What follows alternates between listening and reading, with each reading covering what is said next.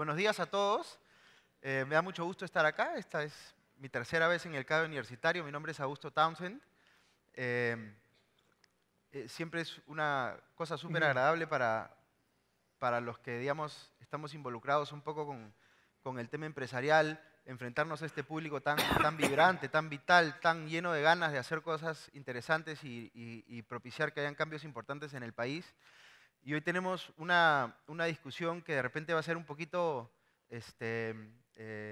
compleja por parte, porque estamos hablando de un reto bastante difícil de alcanzar, que es cómo convertir al Perú en un país desarrollado.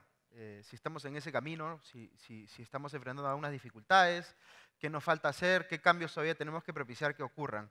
Y para eso tenemos a un gran expositor con nosotros hoy día, que es Carlos Geren, a quien conozco también hace muchísimo tiempo, le tengo mucha admiración, es una persona que tiene un conocimiento alucinante en una serie de frentes y creo que es de lo mejor que podemos obtener para que nos aterrice un poco en esta gran discusión que tenemos que tener ahora. Este tema intuyo yo que se desprende un poco del que fue el tema principal del CADE ejecutivo del año pasado, donde se hizo de alguna manera la misma pregunta, ¿no? ¿Cuánto nos faltaba o qué teníamos que hacer para convertirnos en un país desarrollado? Desde ese evento al día de hoy, digamos, han pasado muchas cosas y lamentablemente lo que uno ve a veces es que en este último año se han perdido un poco las ilusiones que se tenían antes. Hay mucha gente, sobre todo mucha gente mayor, que empieza a perder la ilusión, a perder, digamos, las expectativas de que estamos embarcados en un buen camino y empiezan a surgir un poco de voces más bien pesimistas diciendo que nos estamos enfrentando a un bache en un camino que había sido bastante exitoso en los últimos años y que tenemos que ver cómo superamos ese bache, cómo nos reenganchamos a ese rumbo, digamos, hacia el desarrollo en el que parecíamos estar convencidos todos que estábamos, ¿no? Y por supuesto que eso merita una serie de discusiones sobre un número importante de temas que me imagino que Carlos abordará en su presentación. Así que lo que vamos a hacer es, Carlos presentará inicialmente unos 15 minutos más o menos.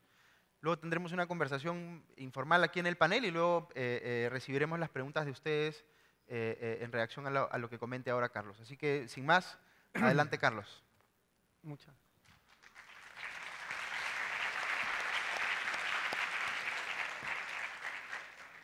Ahí estamos. Muchas gracias. Para mí es un gusto estar hoy día con ustedes.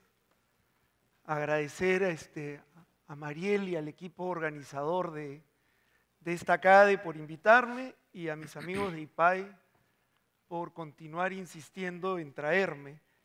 Yo, en primer lugar, Augusto mencionaba que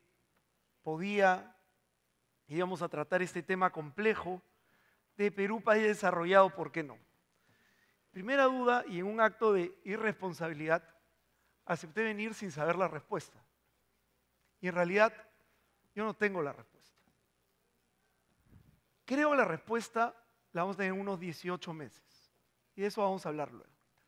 Segundo lugar, también acepté porque me pareció el título un poco raro. ¿No? Perú, país desarrollado, ¿por qué no? Y uno siempre tiene que mirar la forma como se escriben las cosas, ¿no? Una coma, por ejemplo, cambia toda una oración. Y lo hemos visto últimamente. Yo estoy seguro que muchos de ustedes se van a conocer en estos días y no pocos terminarán el sábado diciéndole a alguien: oye, nos hemos conocido, nos llevamos bien, sal conmigo la próxima semana. ¿No? ¿Cuántos de ustedes acabarían con la frase, sal conmigo la próxima semana? ¿Por qué no?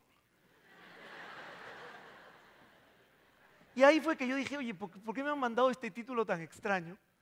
Porque este título tan extraño denota como una duda. Y es una duda razonable de decir. Parece esos vasos medio llenos, medio vacíos. Y en esos vasos que el destino podría ir casi que para cualquier lado. Entonces lo que yo pretendo, es como les dije que no tenía la respuesta, tratar de responderlo juntos, aunque yo creo que en 18 meses vamos a tener más claridad. Entonces, ¿por qué no? Dado que me lanzaron una pregunta en duda, sin convencimiento, como esos equipos que entran a la cancha dudosos. Comencemos el por qué no. La ventaja de la vida es que uno siempre puede escribir la historia, casi que en la dirección que quiera.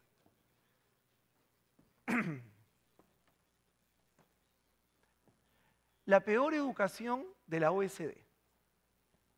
Los resultados de PISA ustedes los conocen. Este es un colegio. Perú está lleno de esos colegios. Los chicos tienen inmensas dificultades para entender lo que leen, para resolver problemas de matemáticas. No solo eso. Hay un tema adicional. En el Perú decimos que somos súper creativos, pero de verdad, ¿cuántas cosas nuevas sacamos? Cosas nuevas para el mundo, cosas nuevas que patentamos. Solo para que tengan una idea. Si en el Perú invertimos 100 como proporción de nuestra riqueza, nuestro PBI, en países como Brasil es 1000. En países como Israel y Corea es 4000. ¿Cuánto de investigación, de cosas nuevas, de desarrollo? Todas esas cosas que ustedes decían hace un rato a mi buen amigo Carlos sobre sus entusiasmos. ¿Cuántas cosas nuevas de verdad están saliendo? No solo eso. Imagínense que ustedes deciden poner una planta en el mundo. Pueden escoger el país que quieran. Y le dicen, oigan, vamos a Perú. Porque hay un tema que en el Perú no hablamos. Y es el de la productividad de las personas. Es decir, ¿cuánto puede generar una persona con los conocimientos, habilidades, capacidades, etcétera, que tiene? Si en Perú un trabajador genera 100, tiene una productividad de 100, en Chile es de 200, en Alemania es de 300, en Estados Unidos es de 400. Y ustedes naturalmente ahora me podrían decir, oigan, con esta selección yo no llego al mundial, pues. Pero no solo es eso. Es un país que comienza como a colapsar en su infraestructura. Mi buen amigo Juan me decía que tenía que salir de mi casa como a las 6 de la mañana más o menos para llegar acá sin chocar con todo el tráfico. Es más caro mover carga de Pucallpa a Lima que de Lima a China. Esto lo vivimos todos los días. Delincuencia en todos los lugares, cupos, aumento del problema y que no parece haber una solución a la vista. Es más, en la falta de esa solución, yo estoy seguro que ya algún expositor les habrá hablado de los problemas institucionales del Perú. Hemos decidido retroceder un par de siglos con el siguiente logo: chapa tu choro. Oye, la policía se inventó hace no sé cuántos siglos en el mundo, y no lo devuelvas. O sea, ahora de chapa tu choro, coma, haz algo con el choro. ¿Qué más problemas tenemos? Segundo productor más importante de cocaína en el mundo. La droga genera una serie de problemas en el país. Para comenzar, la llena de sicarios. Y hoy día vemos problemas de asesinatos frecuentes. Vamos a ver campañas políticas plagadas con temas de narcotráfico. Y acá no hay que perder esa noción de que la droga la trae dólares y esos dólares son buenos para la economía. Es mentira. La droga lo único que trae son un montón de problemas. Miren solo el caso de los sicarios. En primer lugar, ser sicario no es como... O sea, uno es sicario 24 horas al día y no hay trabajo 24 horas al día. O sea, no hay una telenovela venezolana que se llama Contador de día, sicario de noche. Eso no existe. Uno alquila su pistola todo el día. ¿Cuánto cuesta un sicario? 500 soles y medio pollo a la brasa con papas fritas. Eso es lo que cuesta contratarlo. La violencia se vuelve parte de la sociedad, es difícil estar en ella y eso hace difícil desarrollar un país. De esto ya les hablaron, problemas de falta de institucionalidad y corrupción. Finalmente, esta es la carátula de un libro de Desco, Lima concentra 1/3 de la población y la mitad de la economía. ¿Cómo va a ser un país desarrollado? ¿Quién puede escribir una historia de un país desarrollado? Pero yo les dije que lo interesante de la vida es que uno puede escribir las historias siempre en caminos distintos y con algo de habilidad probar que ambas historias podrían ocurrir. ¿Por qué sí? Y Augusto además comenzó con un discurso entusiasta. Cuando comenzó el boom, nadie lo corrió como nosotros. Nadie. Nosotros hemos crecido los últimos 10 años, sacando el último, y acá está José Carlos Saavedra, uno de los jóvenes economistas, ya no es tan joven, vamos a decir economistas nomás, más talentosos del Perú. Crecimos casi 6,5% durante 8 años, 9 años. Cuando la crisis del 2008 se tumbó a todos, si la memoria no me falla, 4 economías crecieron en el mundo, nosotros fuimos una de ellas. Reducimos pobreza de forma dramática, incrementamos la clase media, el Perú creció, el Perú se comenzó a educar en todos los lugares. No solo eso, hay un bono demográfico. Nunca ha habido en la historia del Perú tantos jóvenes entrando al mercado laboral en relación a los viejos que hay que mantener, como yo, al mismo tiempo. No solo eso, sino que solo en estas elecciones ustedes son el 20% de los votos, los universitarios, 20% de los votos. Si eso le sumamos las personas que llegan a 40 años, son casi 60% de los votos. ¿Cómo podríamos no estar entusiastas? La juventud entrando a levantar el país. Durante estos años, además, demostramos que sí podemos salir campeones. Productos orgánicos. El Perú no hacía, hoy es el mayor exportador de plátano orgánico, de cacao orgánico, uno de los principales de café orgánico. Somos uno de los principales exportadores del mundo, zinc, estaño, cobre, plata, harina de pescado. Hemos comenzado a ganar un montón de categorías, mover competidores, exportarle al mundo entero. No solo eso, pese al mal momento que pueden estar pasando China o Brasil, son las 2 economías que van a ser de las 5 más grandes del mundo. Y si ustedes miran el mapa un día de forma distinta, lo único que separa a China de Brasil, además del Océano Pacífico, somos nosotros. Es el país que está en medio de ellos dos. Pero esa no solo es la parte que nos debe entusiasmar. A mí la parte que más me entusiasma es que pocas generaciones han tenido la oportunidad de vivir cambios disruptivos. Y eso es lo que está ocurriendo hoy día en el Perú y en el mundo. Déjenme hablarles del primero porque ahí tengo una obsesión. En la lámina es una tablet que la produce una compañía que se llama DataWind y se llama Acash. Esa tablet cuesta $35. Esas tablets las estamos trayendo. Y nuestro objetivo es que cada niño en cada escuela tenga una. Imagínense estos cambios disruptivos que nos permiten cortar toda la curva y pasar de últimos y ponernos adelante. ¿Qué pasaría si logramos mandarle conocimientos y contenidos de una forma adaptativa a cada niño en cualquier lugar del Perú, que le permita aprender los temas de la forma que aprende, porque no todas las personas aprenden igual, a la velocidad que los puede metabolizar dentro de un ambiente de clase? De eso no nos separa nada. Ustedes le pueden preguntar al ministro que va a venir, que está revolucionando la educación en el Perú. Yo calculo, de acuerdo a las cifras, que en el Perú gastamos en promedio unos $100 millones al año en mover libros a los colegios. Hay como 4 millones de alumnos en colegios estatales, eso significa $25 por alumno. Esto cuesta $35. Podríamos revolucionar toda la educación en el Perú. Todas las nuevas tecnologías nos permiten mirar los problemas de formas distintas. Podemos enfrentarlos ahora desde cámaras sensores. El fin de semana pasado, 350 personas se encerraron de 7 de la mañana a 7 de la noche para buscar soluciones al niño con conceptos tecnológicos.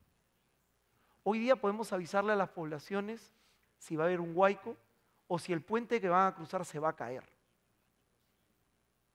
Podríamos enfrentar los problemas de seguridad con mucho más tecnología. Y podemos enfrentar nuestros propios problemas de desarrollo con mucho más tecnología. Y esos son ustedes. Pues dense cuenta que se combina este cambio disruptivo justo con la entrada de un grupo inmenso de jóvenes a la economía. Y no solo eso, siempre discutimos sobre las instituciones. Pero ser ciudadano al final es ejercer los derechos a través de múltiples plataformas. Y hoy día tenemos la posibilidad de hacer eso. La razón por la cual la política ha cambiado tanto es porque antes no había manera de hacer bulla. No había manera de llevar una idea a un trend en 2 horas. Y hoy día sí. Y hoy día ustedes además controlan eso. Porque como algunos de ustedes comentaban, las generaciones más antiguas siguen teniendo algunos problemas tecnológicos de adaptarse a esto. Entonces volvemos a nuestro vaso. ¿Es un medio vaso lleno o es un medio vaso vacío? Hay 2 historias. 2 historias que se pueden contar con igual entusiasmo. Y una de esas historias debería marcar el destino. Ahora, este es un destino determinista, es decir, ya está jugado. Tiramos la moneda, si sale cara la hacemos, si sale sello, fue solo otro boom de materias primas, como el del caucho, como el del guano, como el de la guerra de Corea, que lo único que dejan luego son frustraciones. Y en esa fue la parte que yo me quedé pensando sobre cómo acabar la historia. Y yo les decía a ustedes, oye, con esa selección no llegó al Mundial. Y me ponía a pensar qué podía catalizar un cambio profundo. Y uno a veces se piensa que uno necesita grandes cosas para generar un cambio profundo. Y lo que la lámina muestra no es necesariamente eso, es una chispa grande. Una chispa es la diferencia entre una pradera seca y un incendio. Una chispa. Una chispa prende el motor del carro más grande. Una chispa. ¿Cuál es esa chispa que cambia el destino? Y esa chispa en realidad es liderazgo. Todos ustedes, volviendo al tema del equipo que no me lleva al Mundial, habrán visto esas experiencias de equipos chicos que entran a la cancha y de pronto ganan. Hay una característica en muchos de esos equipos, y es que pese a que los jugadores eran normales, logran un resultado extraordinario. Y usualmente es porque alguien decide cargarse el equipo al hombro. Y ese alguien que se carga el equipo al hombro lidera al equipo. Y ese liderazgo es el que es la chispa que cambia el juego. La pregunta es si ese liderazgo existe en el país. Y no es un liderazgo mesiánico de un presidente. Es un liderazgo de miles de personas en miles de lugares que deciden hacer suyo el problema del país y deciden cambiarlo. ¿Cuándo se tiene que dar ese liderazgo para que se cumpla mi hipótesis de que en 18 meses vamos a tener la respuesta que plantean en esta CADE? Tiene que ser ahora. Y tiene que ser ahora por una razón muy especial y que con eso quiero cerrar la presentación.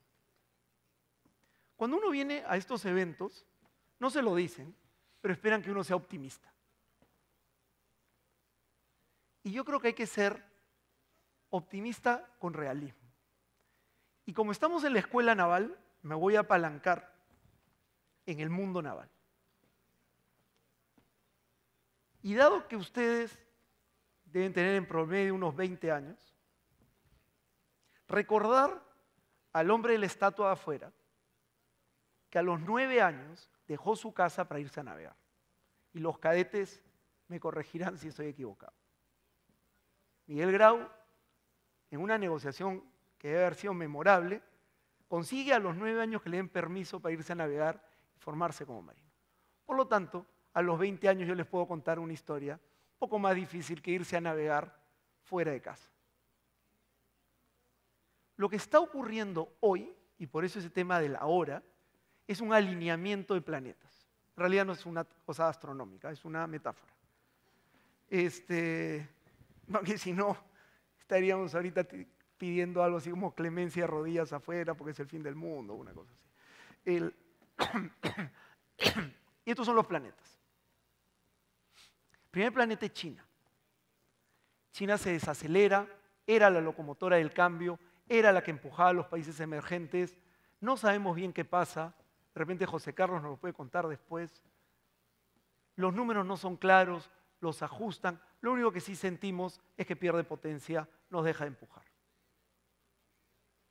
Segundo planeta alineado, el barrio. Nuestro barrio, la verdad, tuvo tiempos mejores. Venezuela, serios problemas. Argentina no despega.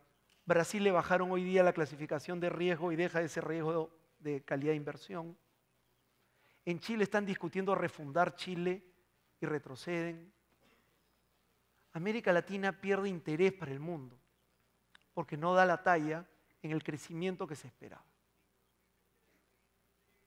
Tercer planeta. Se vienen elecciones. Y con las elecciones se vienen todo tipo de ideas y mucha inestabilidad. Además de que está en tela de juicio si vamos a enjuiciar a nuestros gobernantes o no.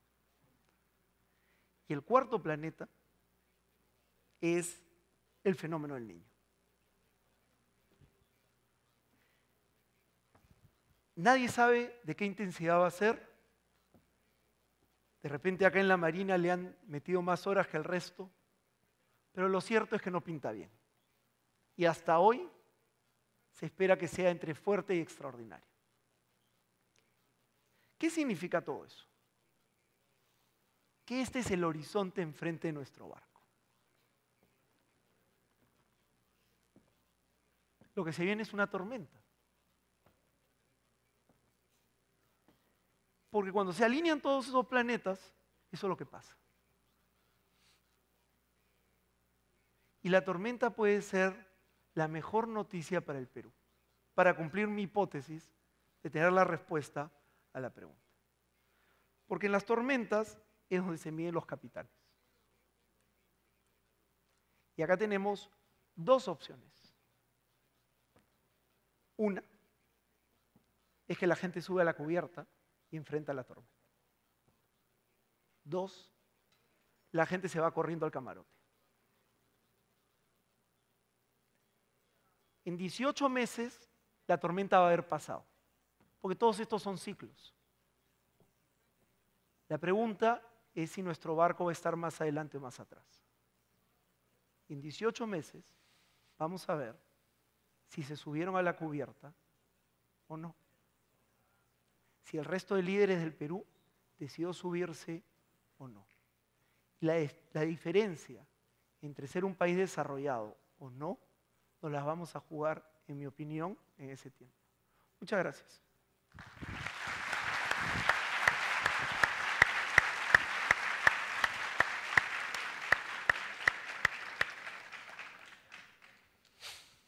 A ver, para empezar, Carlos, yo quería preguntarte sobre... en el Perú hay varias cosas que llaman la atención, por ejemplo, cuando uno revisa las encuestas y la opinión que tiene la gente sobre los políticos, sobre la marcha de la economía, etcétera, etcétera, ¿no? Somos un país, por ejemplo, que por lo general tiende a ponerle puntajes bastante bajos a los políticos, ¿no? El gran líder del país, digamos, el presidente de la República en el Perú, siempre tiene un nivel de popularidad bien bajo comparado con otros países en la región o el mundo. Por otro lado, digamos, la opinión que tienen los agentes económicos sobre la marcha economía también es bien volátil. Hay momentos en los que se percibe extrema euforia, nos va todo muy bien, parece que no nos para nadie, y en eso pasan un par de cositas y la cosa se voltea por completo y la gente ya está pensando que nos vamos al barranco y que todo va a ser un desastre. ¿Por qué crees tú que pasa eso? ¿Será que tenemos, como alguna vez ha dicho algún político, el pesimismo como una parte, digamos, de nuestra propia naturaleza como peruanos? ¿O qué explica, digamos, estas situaciones? Yo creía que la pregunta anterior era difícil. Esta es, yo no creo que el peruano sea pesimista de naturaleza. Creo que también es cierto que en las subidas y bajadas que hemos tenido nos marcan. Y eso influye mucho en el grupo. Creo que lo que más define el problema es que no tenemos una claridad de grupo. Es decir, comienzan las olas hacia arriba o olas hacia abajo y no sentimos que somos un grupo articulado, que tenemos una agenda, que le hemos pasado difícil como una familia. Hoy han habido tiempo, todas las familias tienen tiempos buenos y tiempos malos. Los tiempos malos a veces forjan más a las familias. Y sales adelante, sales ordenado y sabes que va a pasar y que hay que hacer el trabajo. En el Perú hemos perdido ese concepto de grupo. Y claro, cuando conversábamos un poco antes de la sesión, uno de los mayores problemas que tienes hoy día en el Perú es la ausencia del bien común. Por eso manejamos como manejamos. Es decir, a mí no me importa a nadie. Yo tengo que llegar primero, puedo usar cualquier camino. No me preocupo del resto. Entonces, cuando viene un tiempo ajustado, este es un grupo que entra y no entra como un grupo articulado. Es decir, mira Japón el día que tuvieron esta tragedia con la central nuclear. En Japón el mensaje fue: nadie se va. O sea, los extranjeros cogían el primer avión que podían y se caían. Y los japoneses dijeron: nadie se va, esta la pasamos juntos. Cuando tú tienes el sentimiento de vamos juntos, creo que le quitas las volatilidades. Y no eres tan eufórico en las subidas y no eres tan pesimista en las bajadas. Tú mostrabas en tu presentación un mapa que salía Lima resaltada, digamos, y el resto del Perú, ¿no? Yo recuerdo haberle escuchado a Elmer Cuba alguna vez decir que si uno toma los indicadores económicos, sociales de Lima, Lima es casi igual que Chile, digamos, ¿no? Los indicadores de Lima son similares a los de Chile, mientras que los indicadores del resto del país son más bien similares a los de Bolivia. Entonces él como que argumenta que es como que el Perú fuese dos países, ¿no? Es como que Chile pequeñito en la capital y Bolivia en el resto. ¿Por qué hay esa diferencia tan marcada, digamos? ¿Qué le explica o en todo caso cómo se puede revertir, ¿no? En realidad, cuando tú miras los números, Lima y la costa tienen un nivel de desarrollo que no tiene el resto del Perú. Y en parte es por una ausencia de un liderazgo nacional. Hoy día 42% de las casas en la selva no tienen luz. A nadie le importa, la verdad. Cuando hubo todo, es decir, cuando hubo el terremoto, 2007 fue, ¿verdad? Ica y Huancavelica se vieron afectados. ¿Por quién marchamos? Marchamos por Ica. ¿Qué pasó en Huancavelica? No sé. Se las habrán arreglado. Y no terminamos de componernos como un país único. Entonces, la idea de generar espacios de desarrollo e invertir y en preocuparnos termina volviéndose cada vez más propio, más pequeño. Porque ni siquiera es Lima. Ahora Lima la partimos y se atrincheran grupos en medio de la propia ciudad. Entonces, cuando yo miro el proceso, regreso a la ausencia de una visión nacional.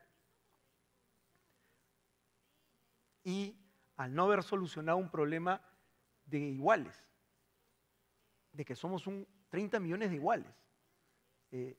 Y eso no está cuajado. Estoy seguro que deben haber sociólogos que pasarán por acá en algún momento que pueden dar mejores explicaciones que yo. Pero a mí lo que más me afecta es la indiferencia. Eso dice el vals, ¿no? Ódiame, pero no me seas indiferente. Y la indiferencia es notable. A ver, todos los años se congelan en las partes altas de la sierra. Todos los años hacemos una colecta misia y mandamos 7 casacas. ¿Cuánto nos preocupamos de cambiar realmente la situación? Poco. Y eso es la ausencia de una visión nacional, creo yo. Esa sería una visión que parece muy pesimista, pero de otro lado yo veo un país que se comienza a integrar y que estas nuevas tecnologías hacen que se integre más rápido. Y lo otro que sí veo es una generación, marcada por distintos demonios. La generación, o sea, los que vivimos Sendero Luminoso, hiperinflación, lo único que nos preocupábamos era por correr, salir adelante y tratar de hacerla. Cuando yo veo esta generación, la veo muchísimo más comprometida con causas que van más allá de ellos. Y eso yo creo que a mí me llena de optimismo. Cuando lanzas campañas y dices, oye, vamos a iluminar la selva, hace 30 años esa campaña ni siquiera hubiera movido una emoción. Y hoy día encuentras mucha gente diciendo, oye, eso no puede ser posible. Y lo encuentras fundamentalmente en la gente joven. Yo soy ahí bien optimista del movimiento que existe hoy día en la juventud por hacer un país único. La pregunta, y esto se mide en los hechos, porque acá no hay premio al esfuerzo, es si va a ser un discurso o va a ser una actitud. Bueno, yo soy, el panel anterior hablaba de generaciones, ¿no? Yo soy de los primeros millennials, yo nací en el 81, pero tengo mucho también, es como que estoy medio, por un lado tengo el pesimismo un poco de la generación anterior y algo del optimismo de la que me toca, pero cuando uno trata de articular esta idea que tú dices de pensemos en un solo país, ¿no es cierto? Hay un montón de cosas que saltan a la vista que son que se presentan como muy difíciles de solucionar, ¿no? Por ejemplo, esta gran división que existe entre el Perú formal y el Perú informal, ¿no? ¿Por qué hay tanto porcentaje de peruanos que no están dentro del sistema donde se supone todo el mundo debería estar, ¿no? ¿Por qué están al margen de la legalidad? ¿Por qué no han sabido integrarse, digamos, a los mercados formales y no están un poco al margen de estos, ¿no? Pero ahí también hay un paso anterior, y es, yo no creo que nadie escoja maximizar, acá debe haber un grupo de economistas, maximizando su utilidad ser informal. Informal es ser muy duro. Es un trabajo de larguísimas horas, de mucho riesgo, mucho trabajo, es decir, con incertidumbre. Tú preferirías eventualmente ser formal. Pero ahí regresamos al tema de la productividad. En el Perú, yo no creo que este año podamos absorber a todos los jóvenes que salen al mercado y darles puestos de trabajo formales. Entonces no tienen opción. ¿Y por qué no los podemos absorber? Porque no hay suficientes inversiones y empresas para que los absorban. ¿Y por qué no hay? Porque cuando uno mira quién está invirtiendo en el Perú, lo que ve son inversiones en explotar recursos naturales y mercado interno que es de este tamaño. Entonces, ¿y por qué pasa eso? Porque la productividad de la mano de obra es baja y porque la educación es muy mala. ¿Nos importa cambiar la educación? Sí o no. Y acá ya no hay tiempo. Es decir, dense cuenta que la educación es un derecho y es lo que define además una ciudadanía. Y algo que es la base de una sociedad estable es que cada generación tire los dados de nuevo. O sea, que no importa dónde yo nazca, mis oportunidades están ahí. Es decir, mi papá no la hizo. Mala suerte. Pero yo la puedo hacer. Los dados se tiran de nuevo. Y lo único que logra que tiren los dados de nuevo es tener educación de calidad. Y mientras nosotros tengamos esos colegios, eso no va a pasar. Entonces, tu tema de la informalidad solo va a continuar porque no tenemos suficiente productividad, porque no hay suficiente inversión y es un círculo vicioso que, claro, cuando hay un aceleramiento de factores mejora, pero apenas ese aceleramiento cae, decrece. Por eso nosotros tenemos que resolver el problema de la educación. Yo estoy seguro que esta audiencia le va a hacer muchas preguntas a Jaime cuando venga sobre, él lo está haciendo realmente bien, pero tiene la responsabilidad de hacerlo más rápido. Yo sé que es fácil pedirlo, pero es la responsabilidad no solo de él, es de todos nosotros. ¿Y de qué estamos más lejos? ¿De tener un mercado similar al de un país desarrollado o de tener un Estado similar al de un país desarrollado? Estamos más lejos de tener un Estado similar al de un país desarrollado porque el proceso en el que andamos, o sea, hoy día, si tú tienes un problema en el Perú, imagínate que tú haces una inversión o quieres hacer una inversión en el Perú, tienes un problema y dices, bueno, voy a hablar con el partidos políticos. No hay. Porque en Tumbes ganó Echa Tumbes, en Piura, piuranos campeones, en Ucayali nadie hace, no sé, pues, Juanes como nosotros. O sea, cada región gana un partido distinto. Y en cada región ese gobernador quiere ser presidente del Perú. Y luego tenemos miles de distritos, en vez de tener pocos. Y el Perú es como si se estuviera fragmentando políticamente, y el problema de eso es que es muy difícil ponernos de acuerdo con tanta fragmentación, cuando lo que necesitamos es llegar a acuerdos como nación. Entonces, creo que es más fácil tener un mercado grande que tener un Estado funcional. Pero ese es el reto del camarote versus la cubierta. Y hay que ir a la cubierta. Ahora, Felipe Ortiz de Ceballos habló ayer de las reformas políticas, tú has mencionado también a los partidos políticos. Pareciera que en el mundo los partidos políticos están en crisis, digamos, no es una cosa solamente de aquí.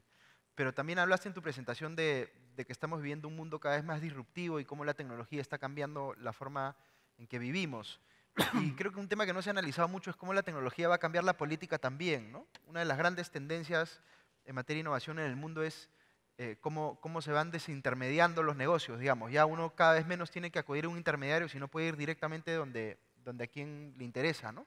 Y eso también va a impactar de alguna manera en la política, ¿no? El político es un intermediario. ¿Por qué necesito a alguien que exprese mi opinión cuando yo mismo la puedo expresar en las redes sociales, en internet, etcétera, etcétera?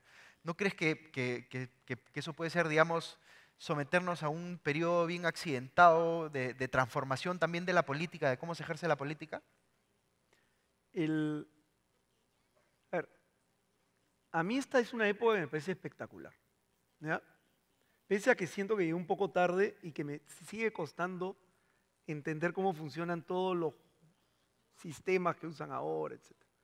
Pero me parece espectacular porque antes el político lo que representaba era el canalizador de este grupo. A ver, grupo, ¿qué es lo que quieren? A, B, ya. Yo lo llevo. Hoy día se ha desintermediado, como en muchas otras actividades, y el grupo llega de frente. Entonces, ¿cuál es el rol del político? Yo ya no represento, ¿yo a quién represento de verdad? Aparte, el grupo va más rápido que yo. Y el grupo cambia a una velocidad con la cual no estábamos acostumbrados.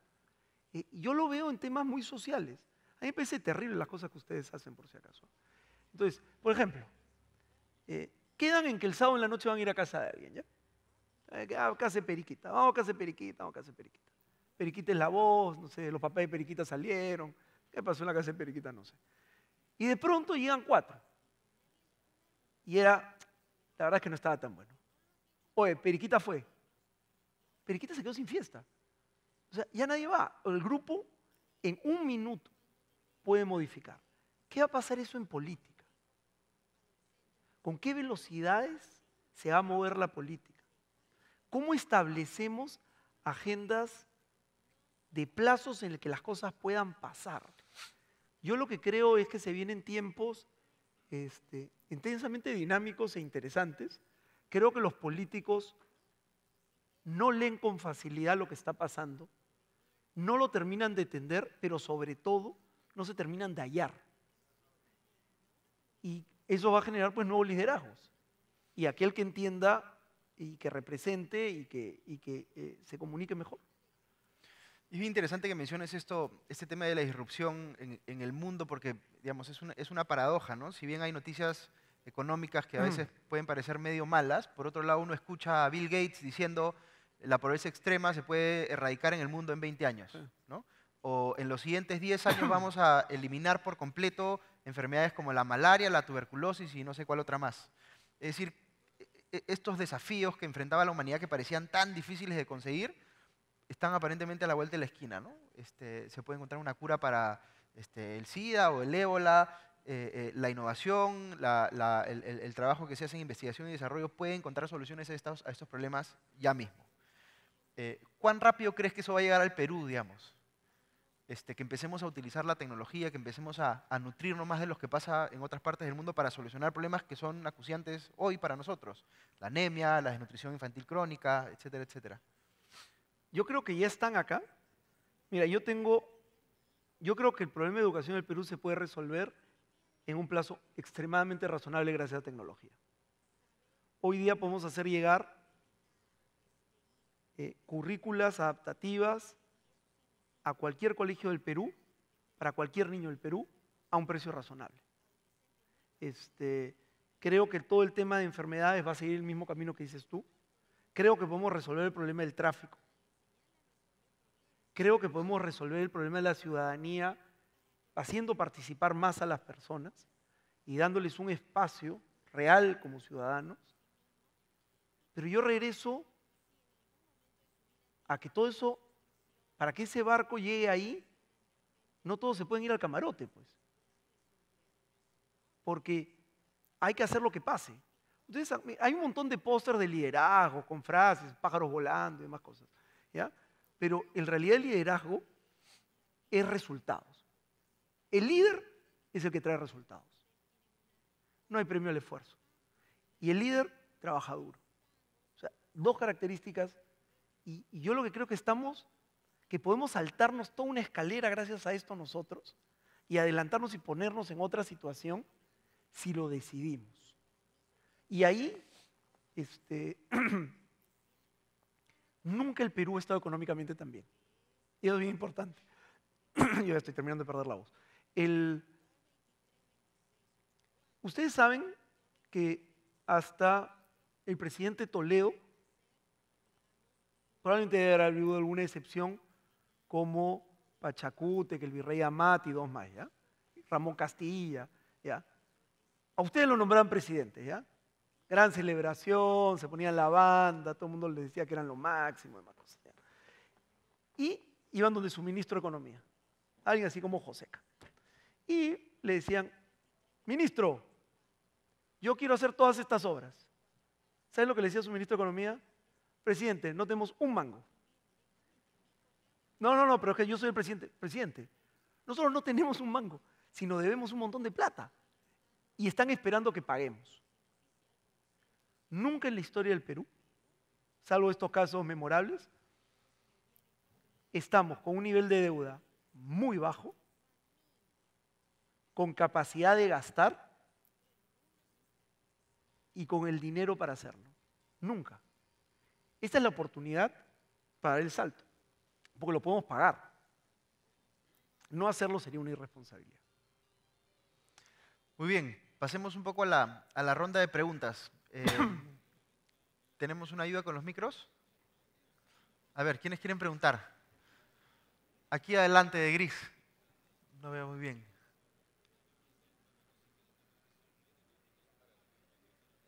Ahí van. Si pueden, digan su nombre y sería interesante que digan también su especialidad.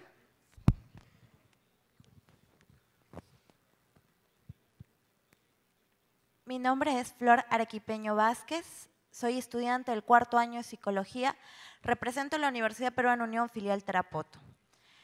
Hemos visto que la política se interesa mucho por el progreso. Sin embargo, ¿cuánto sabe la política sobre los 8 objetivos del desarrollo del milenio para poder confrontar problemas de pobreza, de salud, educativa, muerte, trabajo? Lamentablemente, dentro de los países yo no veo que figure eso. Y a ver si es que el país se interesa por ayudar a que los jóvenes tan escépticos se suban al carro de políticos que practican demagogía y mucho juego mental con ellos. Uy, no le he podido seguir bien la pregunta. Ayúdame. Si quieres le respondo yo. Ya. Es un tema bien interesante porque es cierto, hay mucha dificultad a veces para que la política incorpore cuáles son las demandas de la población y no solamente las incorpore, sino las pueda priorizar, ¿no? Yo tengo algunas objeciones, debo decir, al tema de los objetivos del milenio, no porque me parezcan equivocados, sino porque me parece que son demasiados, ¿no? Creo que la última enumeración de objetivos del milenio tiene como más de 100 objetivos. Puede parecer muy bueno, digamos, tener una cantidad enorme de objetivos, pero eso también puede significar que en el afán de satisfacerlos todos no priorizamos bien y no cumplimos bien con ninguno, ¿no? Y ahí la tecnología entra a traer y puede ser muy útil. La población puede expresarse a través de la tecnología, a través de las redes sociales y dejarle bien claro a los políticos qué es lo que se necesita y cuáles son las cosas que deben ser priorizadas, ¿no? Me parece que eso todavía no existe mucho en el Perú, pero sí existe claramente en otros países, ¿no? Hay muchas, por ejemplo, en los temas de seguridad, se han desarrollado muchas aplicaciones en el mundo para que la gente pueda sugerir cómo solucionar los problemas de inseguridad o los problemas, por ejemplo, no sé, de tráfico o de falta de acceso a salud. Todas estas son cosas que a través de la tecnología se pueden, digamos, las necesidades de las poblaciones se pueden expresar con mucha más facilidad, ¿no? Pero sin duda, ahí la pregunta de rigor es si es que los políticos no escuchan o no quieren escuchar, ¿no? Y por eso es tan importante el voto de ustedes y creo que ya la mayoría va a votar en estas elecciones, así que con bastante responsabilidad. ¿Otra pregunta? Allá al fondo, de azul. ¿Azul?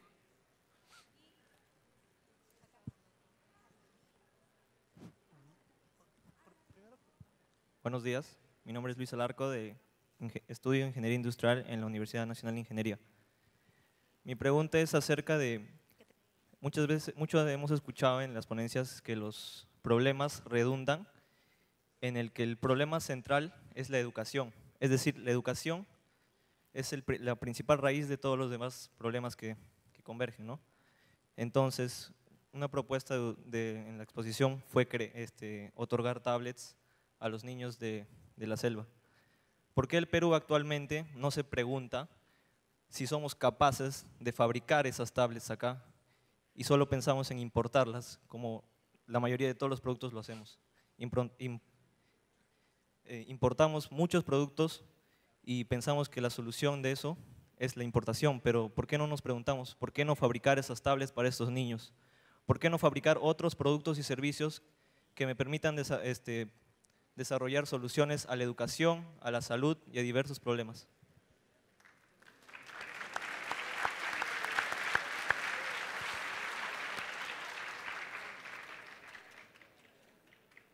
En realidad, en el Perú se fabrican tablets que hoy día deben costar 60. Yo he comprado tablets a 60 y pico dólares, que son realmente buenas. Inclusive nos las están pidiendo para llevarlas a programa fuera del Perú. Yo creo que nosotros tenemos que pensar en grande. Y en grande significa que nosotros tenemos que venderle al mundo. No solo tenemos que pensar en el Perú, porque el Perú es muy chico. Y eso es algo que tenemos que ser conscientes. Ustedes saben que la economía del Perú es como la de Arkansas. Una economía pequeña. Nosotros tenemos que apostar a venderle al mundo y a traer lo mejor del mundo. Porque cuando uno trae lo mejor del mundo, crece con eso. Y nosotros no tenemos que tenerle miedo a traer las cosas de afuera. Lo que tenemos que hacer es comenzar a hacer más cosas acá. Y más cosas acá que sean competitivas en el mundo. Y ese es el gran reto que tenemos. Y para eso necesitamos un sistema educativo que nos lleve hacia ahí. Nosotros no podemos encerrarnos. Todos los que se han encerrado pierden y no aprenden. Entonces tenemos que abrirnos porque somos suficientemente buenos como para competir con el mejor. Entonces, yo entiendo la idea de hacer cosas aquí. Y las tenemos que hacer. Pero planteémonos si queremos hacer esa tablet, hagamos la tablet de $30 y vendámosela al mundo entero. Y ganémosla al de 35. Y así tenemos que pensar. Hoy día, ustedes saben que Paraguay exporta más software que el Perú. Porque nosotros no nos hemos propuesto hacerlo. En el mundo completamente tecnológico, nuestra capacidad de crear tecnologías y soluciones se está quedando atrás. ¿Qué vamos a hacer con respecto a eso? Tu compañera mencionaba los objetivos del milenio. Estoy de acuerdo con Augusto.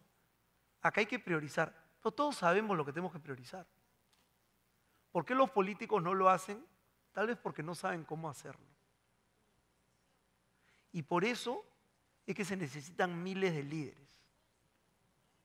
Porque la salida de esto es que tú te propongas hacer esa tabla. Y veamos cómo la hacemos. Y que en el Perú generemos las condiciones para que la puedas hacer. En el Perú no hemos resuelto eso, porque no nos preocupamos de generar más condiciones para que ustedes puedan conquistar el mundo desde el Perú y generen todos esos puestos de trabajo que preguntaba sobre la formalidad y la informalidad. Y ese es el trabajo que tenemos que hacer.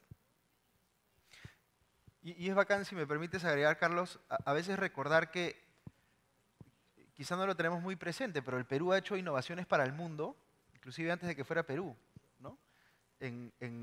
A lo largo de nuestra historia, digamos, inclusive en la época precolombina, se han desarrollado innovaciones en materia de metalurgia, de gestión de recursos hídricos, de agricultura, cosas que luego se han exportado y han sido exitosísimas en el mundo y nadie se acuerda que salieron del Perú, ¿no? Entonces, a veces muchos tienen la idea de que innovar es algo que no sabemos hacer, que nunca hemos hecho en el Perú y no hay nada más falso que eso, ¿no? Tenemos que recuperar, digamos, el espacio que en algún momento tuvimos y convertirnos en innovadores para el mundo, como dice Carlos, ¿no? ¿Alguna otra pregunta? Por aquí. Hola. Ah, perdón. Sí, adelante. ¿Qué tal? Soy Gonzalo Vázquez de la Universidad del Pacífico. En verdad, estoy totalmente de acuerdo que tenemos que venderle al mundo, tenemos que generar más capacidad de innovación, investigación y desarrollo. Me causó curiosidad el tema de las tablets, pero en cuanto a educación, ¿cómo se implementaría este programa de educar a través de las tablets, ¿no?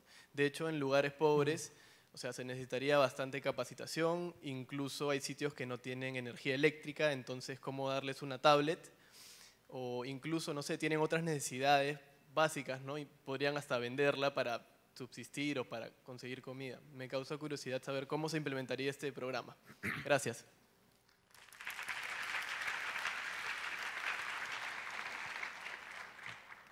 Cuando tú le preguntas a una señora, si tuviera 100 soles más, ¿en qué lo gastaría? Te dice que la educación de sus hijos. Lamentablemente no pasa lo mismo cuando se lo preguntas al señor, ¿ya? Pero concentrémonos en la señora.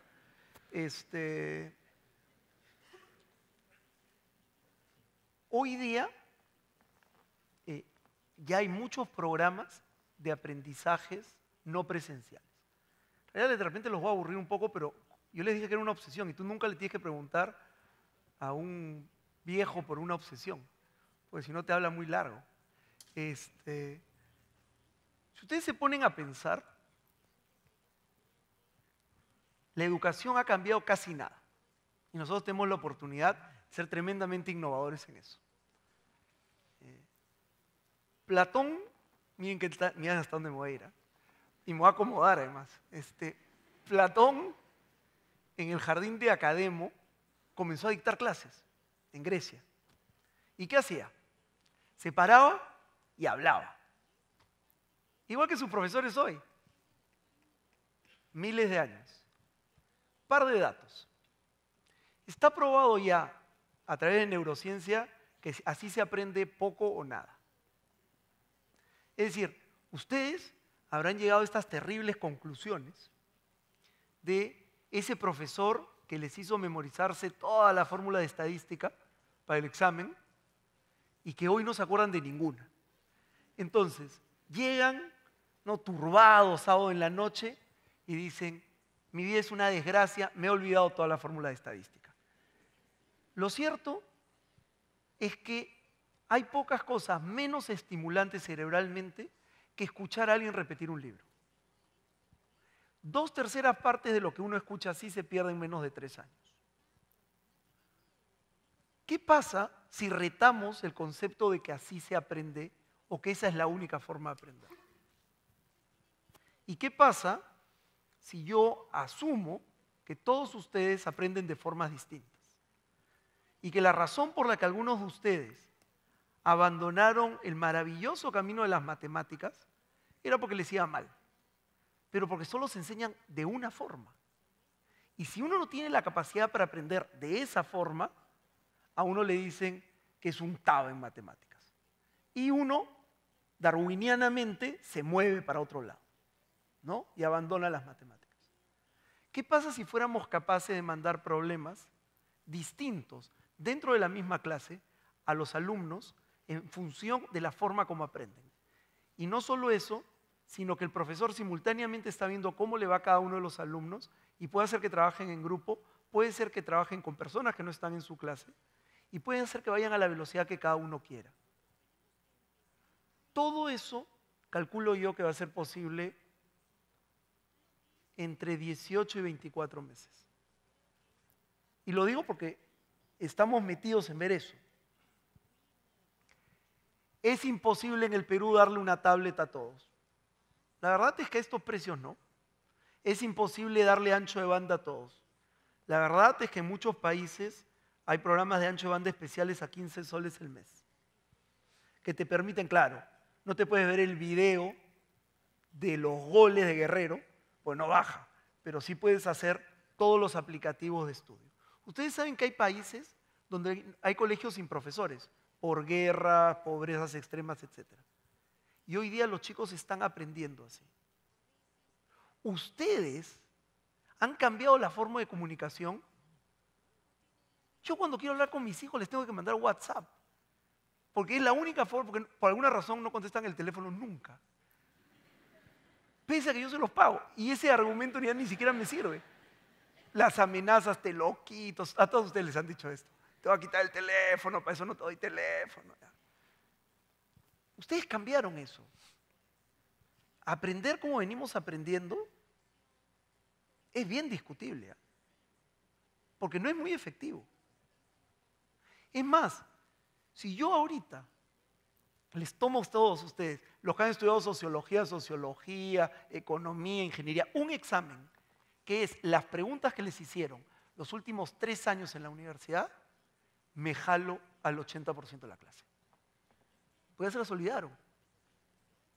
Pues no podemos retar ese sistema.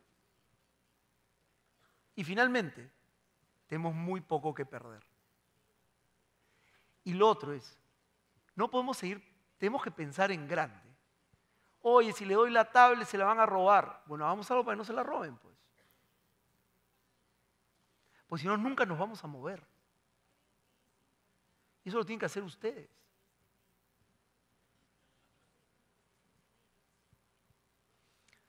Tenemos una última pregunta. Por allá, Bueno, hay alguien que hasta ondea el brazo, ¿ah? Como creo si que fuera vamos a bandera. tener que dar más. Buenos días. Buenos Por allá días. al fondo creo que no los hemos atendido mucho, ¿ah? Disculpe, buenos días. A ver. Soy de la Universidad Nacional Jorge Basadre de Groman de Tacna, estudiante de educación. Lo que nos menciona, en algunos colegios se están aplicando, donde a los estudiantes se les da pequeñas notebooks, ¿ya? Pero ¿qué sucede? Aquí se ha encontrado el punto de deficiencia, por decirlo de una manera. Los docentes no saben cómo enseñar a los estudiantes con estas notebooks. Hay un colegio, Corona Bolognesi en Tacna, que casi toda la secundaria tienen una sala especial, donde cada estudiante tiene su computadora, ¿ya? Pero los docentes no van, no las utilizan porque no saben. Me parece interesante la propuesta, pero considero que también debería de tener en cuenta que hay que capacitar a los docentes. Los estudiantes, si bien es cierto, saben manejar computadoras, tablets o lo que fuere, lo que es tecnología, pero el docente es quien va a direccionar ese manejo para darle un buen uso. Entonces, antes que el estudiante, considero de que debe darse prioridad al docente, capacitarlo, o es que también eso está dentro de la propuesta de la que nos están dando a conocer el día de hoy? Bueno, esa es mi pregunta, de cómo es la figura del docente en esta propuesta. Gracias. Voy a tomar dos preguntas más para responderlas en bloque. Alguien por allá que estaba moviendo así, ahí está, el señor que estaba de pie. Muchas gracias, disculpe por mi mano ondeada. No hay ningún problema, adelante. Bueno, mi nombre es Eugenio Rojas, soy de la UPC, de acá de Lima, aunque naturalmente soy de Chiclayo. Mi pregunta es muy puntual y se basa en todos los problemas sociales que nos llaman a esta reunión, ¿no? Al CADE. Ya sabemos de todos esos problemas sociales, ya sabemos de cuán conflictivo está el panorama en nuestro país. Pero, ¿qué respuestas prácticas, qué respuestas objetivas y sobre todo que sean muy efectivas podemos dar nosotros como jóvenes? Yo vi un artículo recientemente acerca de cómo se hizo, cuál fue la gestión en Singapur acerca de su evolución económica y social. Singapur fue ha sido uno de los países más peligrosos de todo el mundo. Hoy por hoy es uno de los países más desarrollados. ¿Cómo lo hizo? De todas maneras tiene que haber habido un sistema muy organizado, muy integrado para que se pueda lograr esto en tan poco tiempo. ¿Por qué el Perú no puede hacer lo mismo? ¿No? ¿Por qué no basarnos en modelos económicos de otros países para poder realizar cambios acá en materia social, en materia educativa?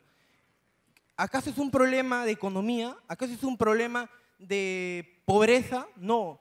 Yo creo, en lo personal, que es un tema de gestión, una poca capacidad de conocimiento de nuestra realidad. Si nosotros conocemos nuestra realidad de una forma paupérrima, ¿cómo podemos tomar decisiones?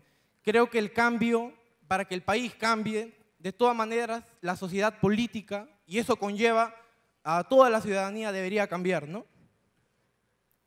Gracias. Y tengamos una última intervención.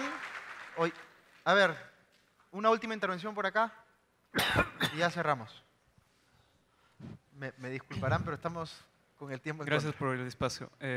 Mi nombre es José Lucero, estudio Ingeniería Civil en la Universidad Nacional de Ingeniería. Puntualmente la pregunta, y creo que vengo a englobar todo lo que hemos podido comentar el día de hoy, es ¿cuál es el rol en realidad de la universidad? ¿No? Este es un caso universitario y creo que la pregunta viene al caso. ¿Cuál es el rol que tiene la universidad, ya sea pública, ya sea privada, ¿no? en el desarrollo del país? ¿No? Se habla, por ejemplo, de un plan de diversificación productiva que lo ha elaborado este gobierno, tal vez bien o mal, pero está, ¿no? Pero para eso se necesita tecnología, se necesita que personas justamente puedan hacer realidad ese plan. Y yo creo, a manera personal, considero de que la universidad es justamente uno de los espacios donde se tiene que desarrollar eso. Entonces, repito la pregunta, ¿no? ¿Cuál es el rol de nuestra universidad o de todas las universidades para que este desarrollo se dé?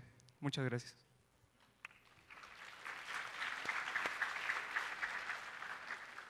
A ver,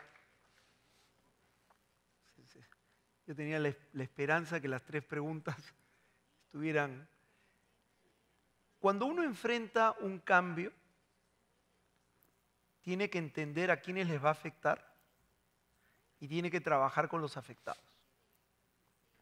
Cuando uno entra a un salón de clases y quiere cambiar la forma como se ha enseñado los últimos cientos de años, es complicado. Y es complicado además cuando uno quiere traer tecnologías que suponen aprendizajes nuevos en etapas de la vida donde uno cree que ya había aprendido lo que necesitaba. Pensar en un programa de cambio en la educación sin capacitar profesores es imposible. Los profesores tienen que liderar ese cambio, pero al mismo tiempo no lo tienen que obstaculizar. Porque la variable clave no es la enseñanza, es el aprendizaje. Lo que importa es cuánto los chicos aprenden, no cuántas horas enseñamos. Nosotros tenemos que centrarnos en esos chicos. Entonces, la pregunta es, ¿qué vas a hacer tú como nueva profesora para cambiar eso? ¿Cómo tú vas a movilizar a un grupo para poder explotar esa tecnología? Porque ¿saben lo que va a pasar? Que luego todos van a usar esa tecnología. Y la distancia se va a volver a ensanchar. Nosotros tenemos la posibilidad de cerrarla. Y pasa lo mismo con la universidad. La universidad tiene un enorme rol formativo, pero también tiene que cooperar con conocimientos, con investigación y con avances que sean relevantes para el país. Y eso no ha ocurrido. Salvo contadas excepciones, que no llegan a una mano, las universidades han cumplido un rol puramente de educación y en algunas de discutible aprendizaje. Y es imposible desarrollar un país sin universidades. Sin centros que generen conocimiento, no sé si se llamarán universidades en el futuro, sin centros y espacios que generen y concentren conocimiento que permitan desarrollar nuevas tecnologías y nuevas formas de hacer las cosas que redunden en el beneficio de los ciudadanos. Y la universidad tiene un rol en eso y no lo está cumpliendo. Y debería cumplirlo. Finalmente, hay muchos casos exitosos en el mundo. Y algunos son más adaptables y otros menos adaptables al Perú. Acá hay que dejar de preocuparse y comenzar a ocuparse. Y yo me voy ligeramente preocupado. Y les voy a decir por qué. Porque ustedes son, en inglés serían the best and the brightest. Ustedes son lo mejor de las universidades peruanas. Si ustedes no se ocupan, ¿quién se va a ocupar? Y esto trasciende un tema de capacidad. Las capacidades vienen con responsabilidades. Entonces, mi sugerencia para la noche, en vez de dedicarse a fiestear, es lean la parábola de los talentos. La del papá que habla con sus 3 hijos y que les da talentos a cada uno. Ustedes son los hijos talentosos del Perú. El Perú está esperando que ustedes suban a esa cubierta. El Perú está esperando que ustedes paguen esos talentos. Si de esta reunión ustedes no lideran esos cambios, mi hipótesis de los 18 meses es que no vamos a ser un país desarrollado. Porque cuando tuvimos la oportunidad, porque teníamos los recursos para explotar la crisis de esa tormenta en nuestro favor, faltaron capitanes. Al final el desarrollo del Perú solo depende de nosotros, nadie nos lo va a traer, ningún político mesiánico lo va a conseguir. Es una comunidad de ciudadanos, cada uno tomando responsabilidad en su espacio, que lo logra. Y ustedes tienen una responsabilidad, mucho más de la que ustedes creen. Yo les deseo toda la suerte en este proceso. Creo que se van a divertir bastante si suben a la cubierta. Les prometo que va a haber un montón de agua y un montón de viento. Que va a ser un proceso inolvidable de aprendizaje y que pueden cambiar la vida de muchas personas. Muchas gracias.